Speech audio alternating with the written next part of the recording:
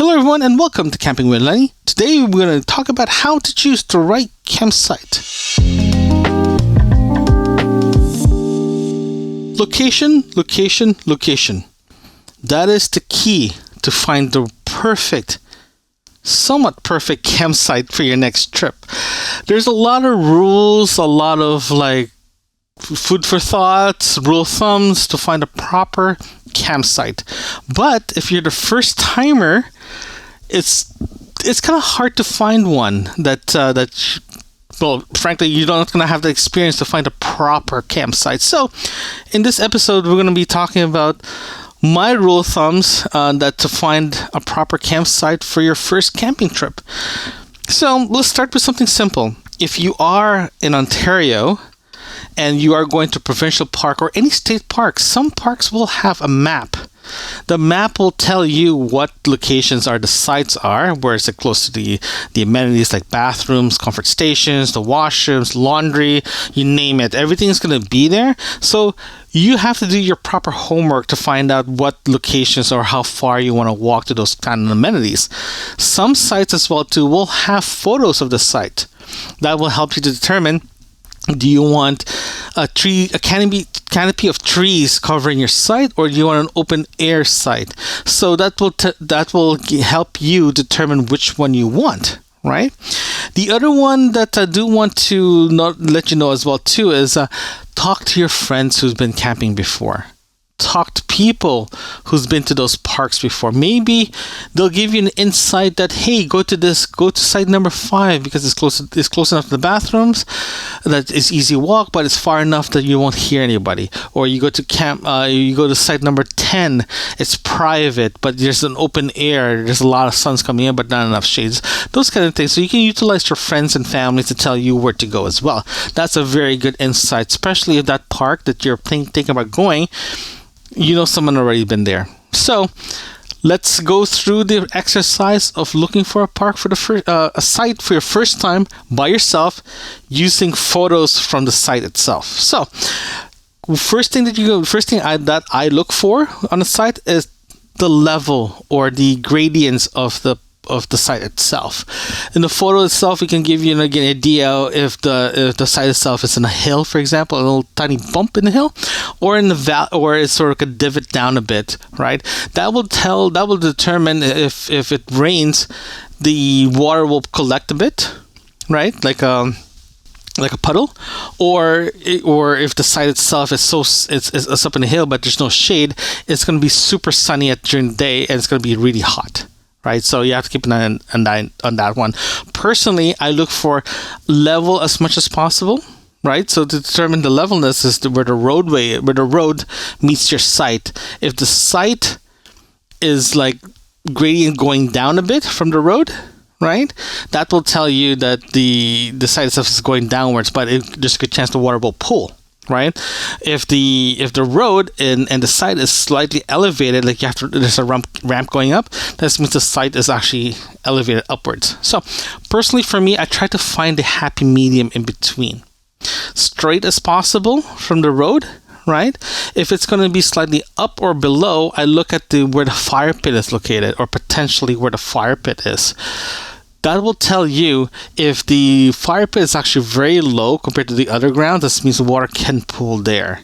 If it's higher up, that's perfect. This means the water will be coming away from the fire, right? But when you get to the site, you just have to find out where the low point is. For me, I look from halfway, like in between, right? But I typically go towards the higher side. The reason why I go for the higher side is this: everything pulls away from the campsite, not inwards but away, going outwards, especially this rain, right? The other one as well I do want to check out is drainage, right? It is very key, especially if it's a rainy season or if it's raining, you want to know how it drains. So that's why it's very, very important for you to see if the gradient of your site goes inwards or outwards.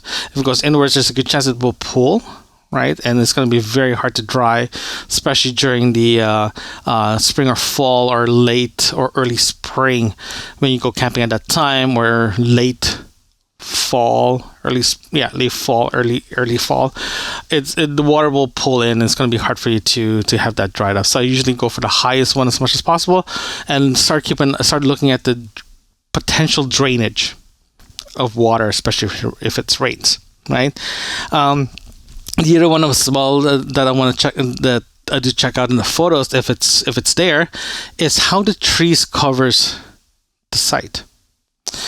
The reason why I look at that is because if the canopy, the tree canopy covers, it's almost like a dome like into your campsite. It's great for shading, right?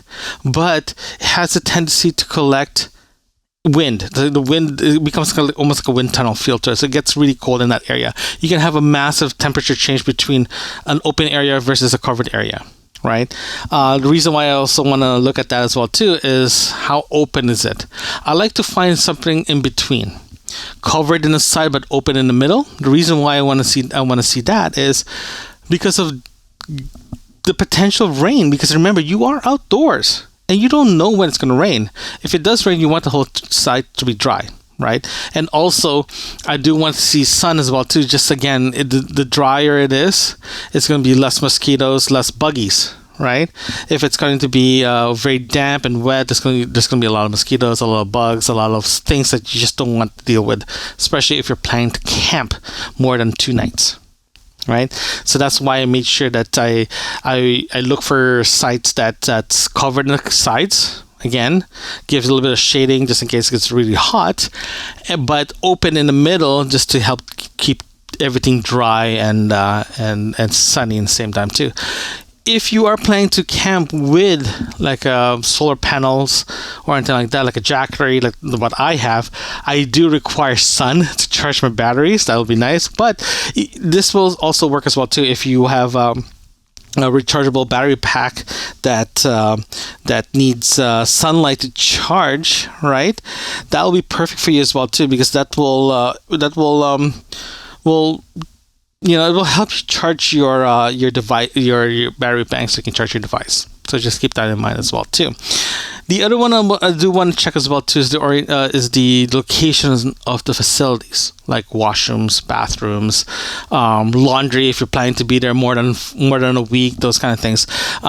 I personally look for where the bathrooms are, especially in the Ontario provincial parks. I try to be roughly about a minute a walk away as much as possible. That will give me a good radius of like where to go, where to stay at. You don't want to be too close to the bathroom, because some areas, some parks, washrooms, not bathrooms, washrooms. Some parks have comfort station that's considered outhouses. So you don't want to be too close to those, because if it's a very sunny and hot day, you can smell it, right? But you want to be you have to be close enough that if there's an emergency, you can get there pretty easily. So I look for about a minute radius away from those comfort stations, bathrooms, just in case there's an emergency. Plus, that gives me far enough that it's away from the smells that comes out from it. Also, it will minimize the traffic in your area as well too, because the closer you go, this means people will be driving to those sites and using the facilities. This means it's going to be traffic jams. It's going to be a lot of people talking. It just gets very, very crowded really, really fast. So that's why I made sure that I'm about a minute away radius. That's my comfort for me being close, but not too close. Right. The other one I also look at for campsite is the traffic, pedestrian traffic mostly. I've been to campsite that's like close to the bathroom, again, the minute radius, but there's pathways getting to the bathroom that's away from my campsite. So I didn't see anybody at all. Right, because they were bypassing my area, because there's pedestrian pathways at the other side of the line of trees, for example, right? I've been to campsite that it's the go-to directions to get into the bathrooms or to get to the beach or to the playground, for example. I got so much traffic going back and forth, right? So you just have to look at how traffic works. Like if the site is in a cul-de-sac, it's going to be a lot quieter compared to an intersection between two sections of the campsite, right? So you just have to look at that. You have to look at the location and how traffic it is and all that potential foot traffic and car traffic, right? So you just have to look at that as well too. The other one I do want to talk to you guys about is when you're about to set up. All right, it's the biggest thing is for me is the door orientation. Typically, people don't think about the door orientation because, again, no one thinks about it. But it's very, very important. The reason why it's very important is your privacy. You don't want the doors to be facing the traffic area. For example, when you wake up in the morning, the first thing you see is a car, pedestrians are walking back and forth between campsites. You don't want to see that because it's just very awkward, right? Because you open it, there's a good chance that your partner is still sleeping or someone's changing. It's just too much, right? I personally put my door facing 90 degree away, if 90 degree from the entrance of the campsite, for example, or slightly away, close to towards the fire, for example. The reason why I do that is twofold. One, it gives me the privacy that I need and easy access to get out of the site if I need to. Right. Second is I have a chance to see the fire just in case if the fire flares up in the middle of the night. I can just open the door and just go out and take care of the fire, for example. I just don't want to be going around the tent, right? Especially if it's an emergency. I'd rather open it, go right away. Away from the campsite, or deal with any emergencies with inside the campsite itself. So there's a lot of things that you have to look at that as well too, because I'm camping on a well manicured park, government or private. I don't have to worry about trees above my tent, but I do look at that as well too. So just keep it in mind. Once in a while, do look up. If you see something that's like potential hazard, don't set up your tent underneath it. Move it somewhere else. So just keep that in mind. So you can also use your car as well too. By the way, if you want to provide extra privacy, you can park your car in a way that it gives a little bit more. It gives you that barrier of privacy. Okay. Now the next one that I do want to talk to you about too is how far are you from potable water, clean water supply. The same thing as the washroom scenario. I tried to find something that's about 30 seconds to a minute walk away from a water faucet or a water station.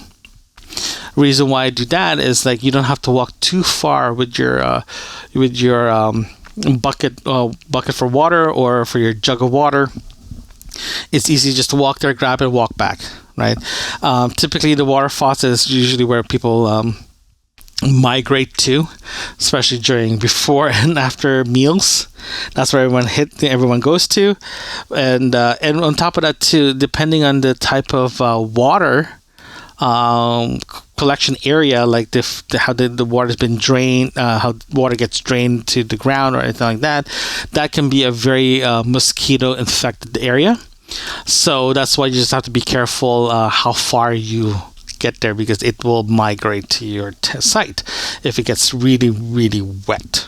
So just keep that in mind as well too. But I'm about 30 seconds to a minute away from the faucet. So I tried to look at the perfect triangle, the washroom, the faucet, and my side is. I tried to be somewhat in the middle as much as possible or close to it, so at least it's easier for me to go either or. So it makes my life a lot easier. I don't have to walk too far. I don't have to worry about traffic as well too. It's a good medium to find where that's going to be. The next one I do want to talk to you guys about is like the size of the site. Do you want a big one or do you want a small one? Those are the things that you have to look for. I personally like the small ones. Okay, I'm going to start with the small ones. The reason why I look for the small one is I like to be part of nature. Yes, I know I'm going car camping. I know I'm going to provincial park. I am going to a private parks and anything like that. Being part of nature is not really a nature thing, but at least it gives you the illusion of you're close to it, being part of it.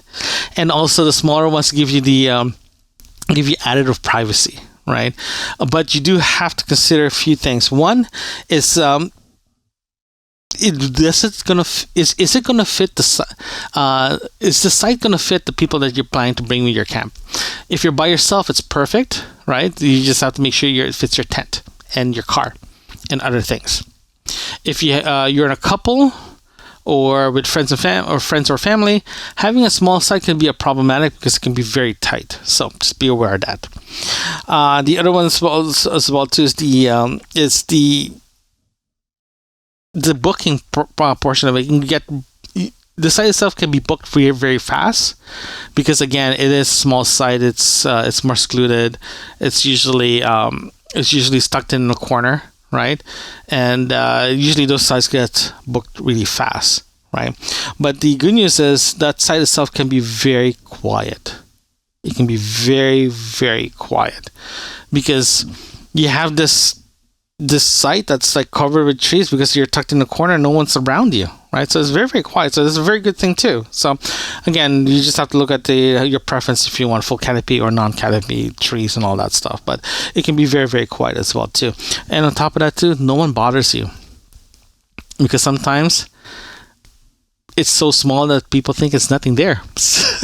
So it's a good thing to have because back in May, my first camping site of the season, first camping trip of the season, I found a site in one of the provincial park. It was small. It was secluded that no one knew it was there. I was very, very happy. So that's going to be my favorite spot from now on. So I put that in the I'm going back to that site list. But yeah, it's a great little site. Yeah. So let's talk about the benefits of having a big campsite. Having a good campsite is great. Reason why is this: if you have multiple people going with you, like several families or friends wants to share one big site, this is perfect. You guys can be in one spot, everyone can be together, you don't have to worry about getting another site to bring them in. It's just perfect. I've been to big campsites with friends and family and it works out really, really well, right? You have room for your kids to run around, you have toys, your recreational toys like a kayak or whatever, it can be fit there too, so it works perfectly. Typically big campsites like that gets been booked for that gets used mostly for our RVs or trailers, right? Because again, it's mixed use depending on the site you go to. Usually those are designed for those kind of things. Second of all as well too is typically they're an open field.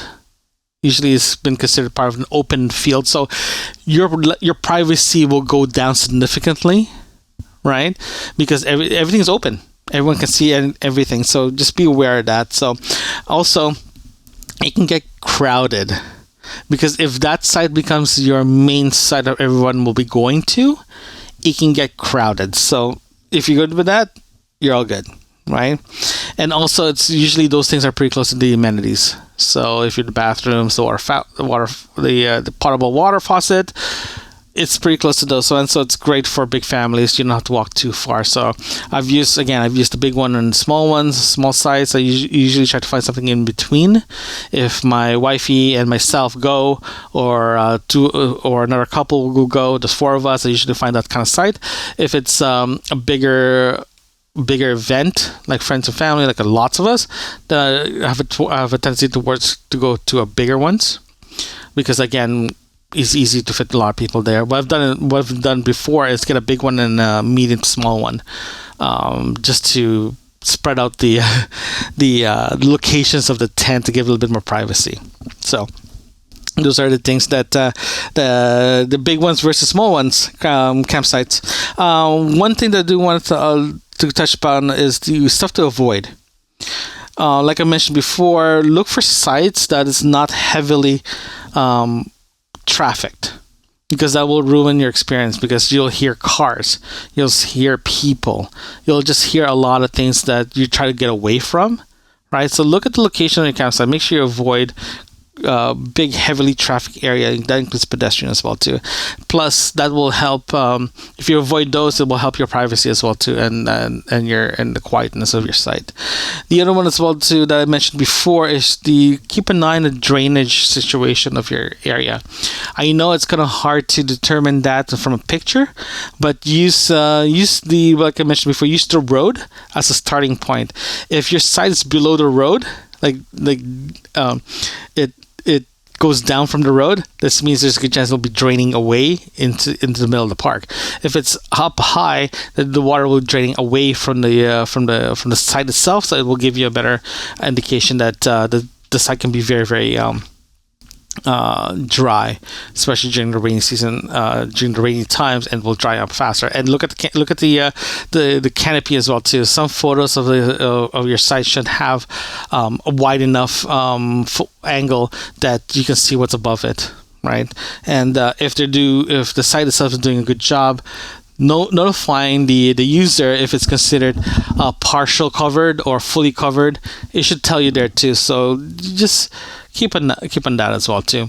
The other one as well too is the last thing I want to mention to avoid and to double check when you book your site is sharp object. I know it's kind of hard to find your sharp object on the photos, but look how the trees are. I know that sounds kind of weird, but look how the trees are situated around the site itself. If you see trees that's like really big, right? There's a good chance that those roots can be very, very below the grade, like really underground, but some of them do pop up. Pop off the ground as well too, so keep an eye on that as well too. Also look at the ground as well too, regarding how clean or maintained is the ground, right? That will give you an idea if the ground itself is has a lot of sharp objects like pine cones, branches, anything like that can potentially harm your tent. Definitely look at that as well too. Plus, it will help as well too, depending on if you're planning to go at the beginning of the camp season or later in the camp season, because some trees, especially in Ontario, we do have pine cones. They do fall during the spring and fall because of the wind and all that stuff, and broken branches can be in the ground as well too. So just keep an eye on that as well too, when you're looking for a new site. So hopefully this helps, and let me know what you guys think. If there's anything that I was missing, please let me know at campingwithlenny.com. There you can find you can just join the conversation there if you can, regarding if you have any more tips and tricks. Thanks, guys. Thanks for listening. If you like what you're hearing, consider supporting this podcast by buying me a cup of coffee, link in the description. You can also visit campingwithlenny.com. There you can find other episodes and links that can help you on your next camping adventures. Thanks again.